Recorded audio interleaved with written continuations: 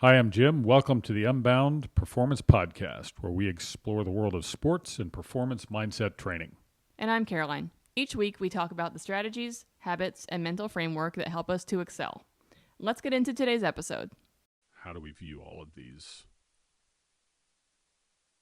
anxious thoughts, feelings?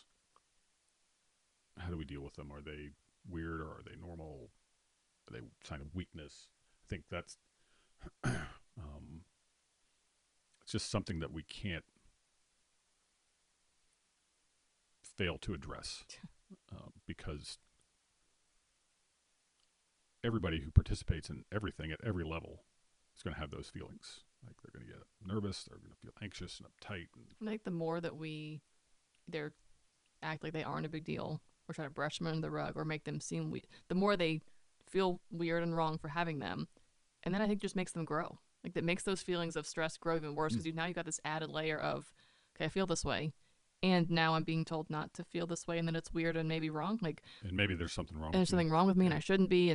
And I think when you dismiss, I mean, in any case of anyone's feelings or emotions, they probably shouldn't be dismissed. But in this situation where it's a strong emotion before expecting to perform well, dismissing that can really throw a wrench in the... Right. I think once we get those out in the open where everybody has articulated, hey, look, yeah, I'm nervous too.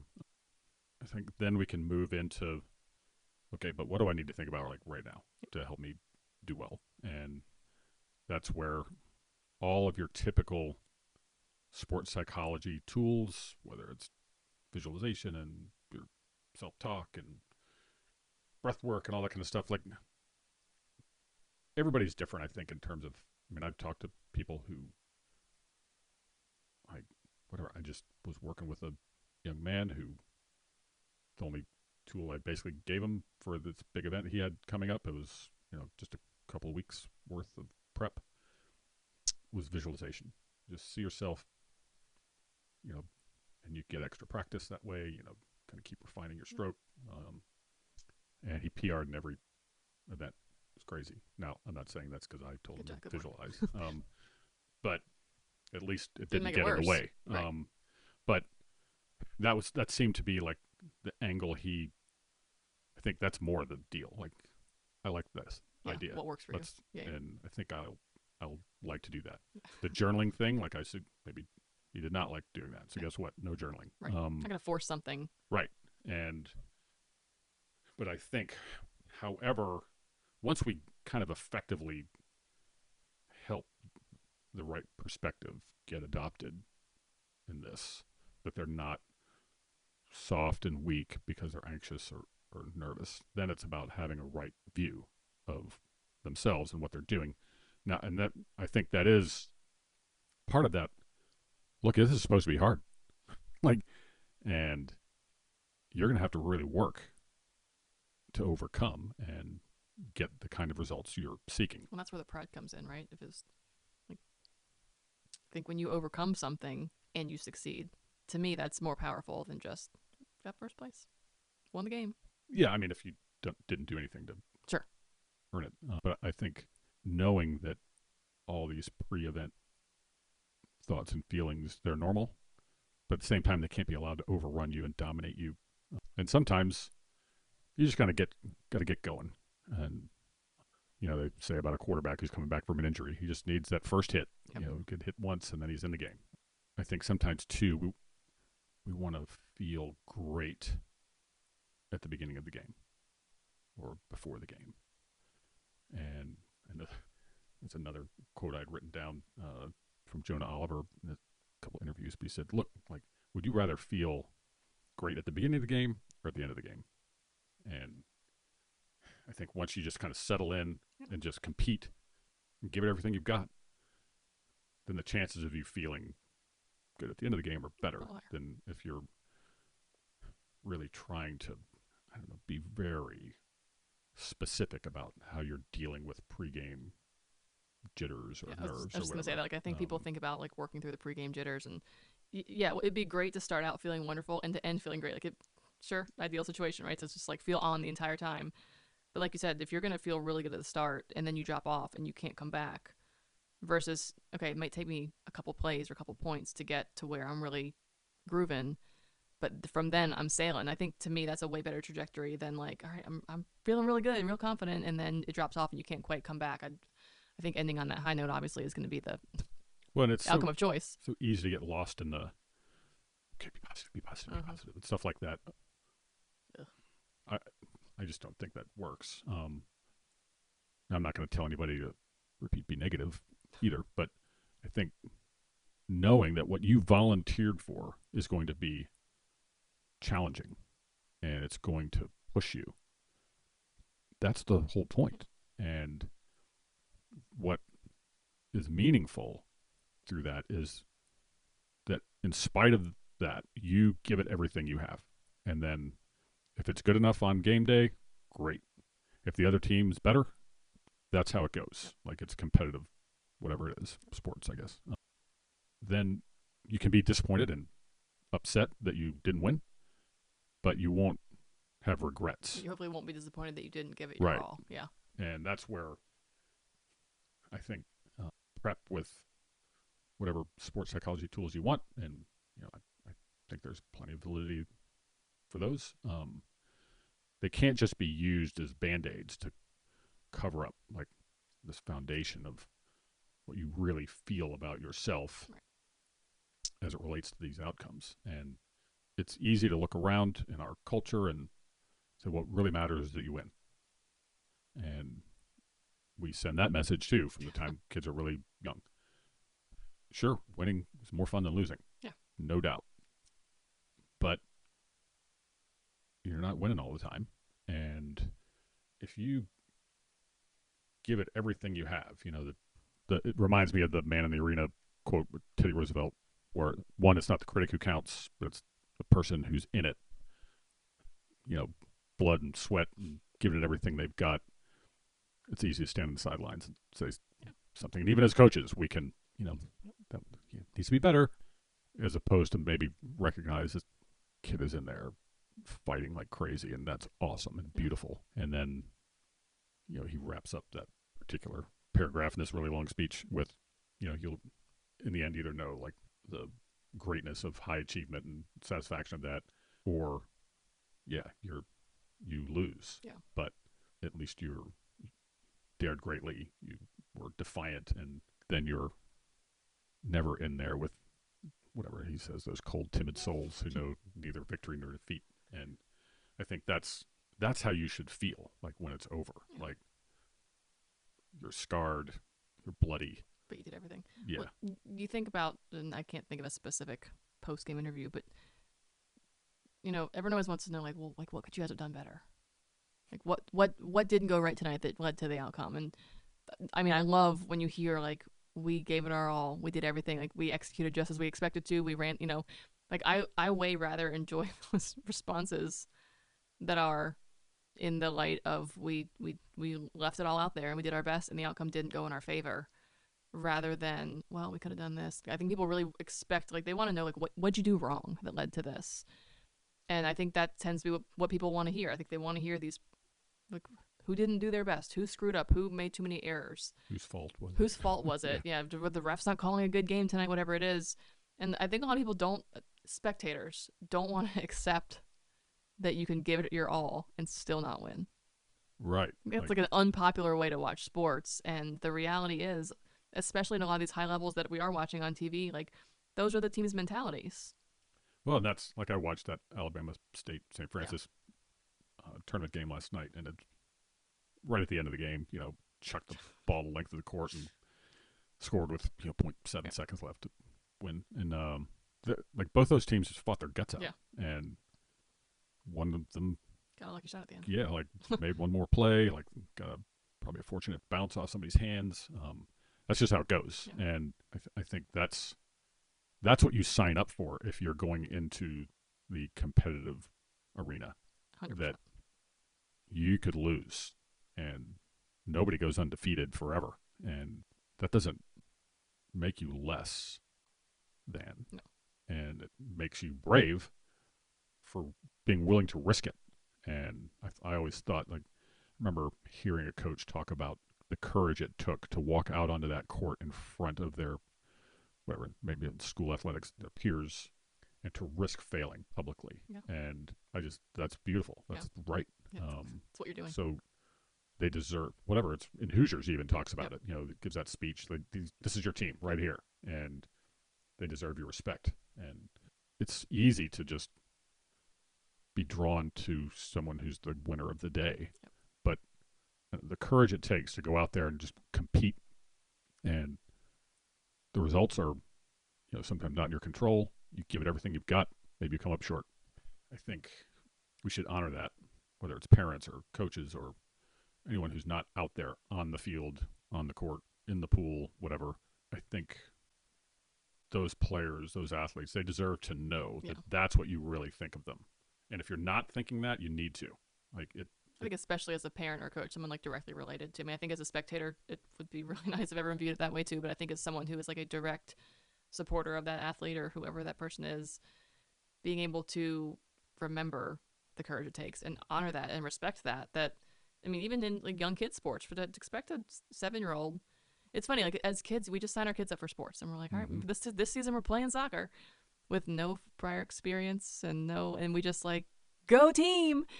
Kind of don't even prepare them. You don't prepare them at all, and it takes guts. Like, but also the kids don't have those preconceived like notions of embarrassment or failure, and that they can do that freely because they don't know any different, right? But I think to be able to be like, I mean, to put it simply, just to have some respect for what it takes to go out there and do that at all, let alone when the game's on the line, when the championship's on the line, when you're on TV or when you're not, or when to be able to go out there and compete and, like you said, risk failing in front of publicly. The world, the country, the gym, whoever is there, takes a lot of courage, let alone completely separate the skill it takes to go out and be successful as a team. And that's where, like, I thought of the like Simone Biles being in the Olympics, where she was criticized for having the twisties. Yeah, like she engages in a really dangerous sport, and if she's not feeling it and can't get it to the point where she can go do this, it's not like she's just risking losing. Yeah, she's risking paralysis. Yeah, and I think especially like in those kind of like Olympic kind of things where it's 4 years of training or maybe your whole life of training coming down to this one performance, and then we're going to sit there and she's chicken. Okay, yeah, that's it. That's good. Right. That's great. I really didn't like how that went. No. Instead, like I thought it took some guts to like, I can't. To say it. I'm not ready to do this. Right. And obviously, she's more disappointed than anyone else. That she had to step away. Yeah.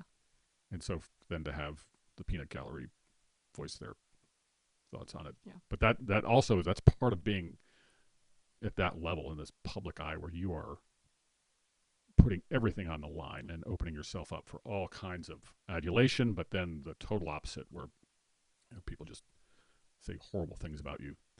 And it's, when you get to be like a professional athlete or something, that's part of the deal. That's how it goes. You've got to learn how to cope with that. I still remember in one of the What Drives Winning episodes, Brett Ledbetter was talking to a football coach, and they were walking out like pregame, and of course everybody's bowing and cheering, and Brett Ledbetter asked them, like, how do you deal with this? How do you keep perspective? And he said, they're the same people who killed Jesus. Like instant, like the crowd, and well, that's stark. Yep. But it like they love you because you're winning. Yeah, that's pretty conditional. Mm-hmm. And I think maybe we need to love them because they work and risk and lay it all for on the our line. Entertainment, no less. Right. Yeah. And I remember one time my son said something about a professional athlete. Said, "Oh, he's no good." He goes, "No, he's really good." like the odds of him getting there and to there not being really like good, non-existent, but he got there. Yeah. And you have to respect that. Yeah. And I think from a participant's standpoint, that's the thing that we have to do for ourselves. We have to respect the fact that we have been willing to work and prepare and risk, and that is the win. Yeah. Like what kind of person we've become through this process is the win. And that's what should be respected. That's what has lasting value. And every time you go back to whatever, if it's you're serving in a grand slam and you double fault and lose in the whatever tiebreaker, Yeah. doesn't mean you choked or you sucked Yep. necessarily. Like maybe you just made a mistake and you failed. And maybe you didn't manage all your emotions and thoughts perfectly in that moment. But you also got there in the first place. Right. And it's part that is just part of the Yeah. deal. Like it isn't a well, I meditated for 30 minutes every day, so I'm never going to miss a Right. serve in crunch time. Like that's not how this goes. No. And to quote the great Bob Rotella, it's not a lab experiment. Yep. I think that's where to me, the beauty of all of this is the humanness of it. Yeah. That you're just fighting. Was it Duke Carolina when Withers stepped in the lane on that Yeah. free throw at the very Yeah. end? And you see that it's like, oh, like terrible timing to have an error like that. Pretty terrible. Yeah. But after the post game, their interview stopped, Hubert and Withers in the hallway, and they're like asking, like, oh, what's going through your mind? Like why did that happen? Trying to like get him to explain like why he screwed up. And coach stepped in. He was like, if that had happened with the seconds to go in the first half, no one would be asking, right? Like, yeah, terrible time to have an error like that. But other errors happen during the game. Things happen. Like him doing that one thing is not why they lost the game, right? There are so many other things, but people focus on the timing of that bad error, and it also being one that we hope at that level we're not making things like that. But it was I mean, people have done people things like that at the highest levels forever. all the That's time. the human. Those things, right? That's part the of it. human thing. And I think that was kind of what Hubert was trying to step in and say. Like, it's not his fault that we lost this game. Like, yes, it was not great timing. It was, it sucked. But we're not going to blame him. We worked, we had other things that didn't go wrong. We didn't decide to start playing until the second half. Like plenty of other Right. things happened and went into the ultimate outcome of that game. But people want to focus on one or two aspects that led to that. And the reality is there's a million things that go into a win, a loss, the entertainment perspective. I think viewing it as an entertainment is really where the lines get blurred. Is these like mega fans that like all Right. these superstitions and like their life can't go on when their team loses and these things really, really separate the reality of what's going on there and what those kids are. I mean, even in the pros, a lot of them are kids, are going out in the line and doing strictly for your entertainment that ultimately ruins your week or your month or your life or your whatever. And that's part of It's a human game. yes. And I think for me, like I remember growing up, and I grew up in Pittsburgh, and it Go never sports. occurred to me to boo No. my team. By and large, in Pittsburgh, I didn't recall that, but No. I remember going to games in some other cities where I'll never understand that. wow. Yeah. And like I was at a Phillies games, and they had Mike Schmidt was third baseman there, who led the league in home runs like 8 times, 10 Gold Gloves, Hall of Fame, tremendous player. He got booed so often there that one game he ran onto the field with like a disguise, like fake glasses and wig under his hat as kind of a joke, haha. And I just never could understand that. Yeah. Like I loved the players that Yeah. were on my team, as a kid. I could not conceive of Well, booing them. and I think the people that boo their own team are the ones that are like they don't care about their team. Well, I just don't think they do. Like even people in there are situations where like you got to leave early, but people who will just like leave early because they're not winning. I think the remembering that people are really trying to do the best they can, Yeah. and they care way more about it than Than we you do. can. Yeah. Even as coaches, like those kids really care, and they really want to do well. Maybe to the point they're struggling because of how much they care, or how they use this to define themselves and their own worth. And I think that's where it comes back to us helping prepare them for whatever they're going to be doing. And one way we do that is by normalizing the humanity of What they're doing. like this whole project, this that how you feel like that's normal. Like people have felt like that before big games ever since we started playing games. Then maybe help them effectively deal with that so they can be locked in on what they're supposed to be locked in when they want to be When locked the time in. comes. I don't know. I think what we wind up doing is then we create people who feel like they have no agency, that they're victims of what other people think and feel. They get very overly concerned, worried with what other people's opinions Whisper think of are. them. and whether it could be their coaches or teammates, instead of creating like a safe environment to fail. Like it's okay to risk, go for it. We still believe me that the whole idea of, well, if you do everything right, you practice right, then you won't make any mistakes. Well, that's not realistic at all. Like loads of mistakes. It's just, are you going to let those mistakes drag you under, or are you going to keep competing after you make one? You know, from the sidelines as coaches or parents or spectators, if we can create like a keep charging, you know, keep going, then that helps them realize one, that my effort is what matters, and two, they have my back. That's on us to help promote that.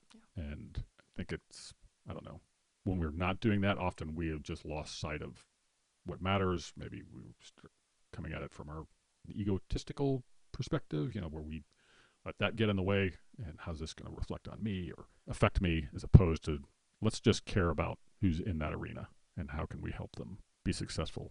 We hope you enjoyed this episode of the Unbound Performance Podcast. Your support helps us continue to build our community. If you're enjoying this content, please like, subscribe, and share.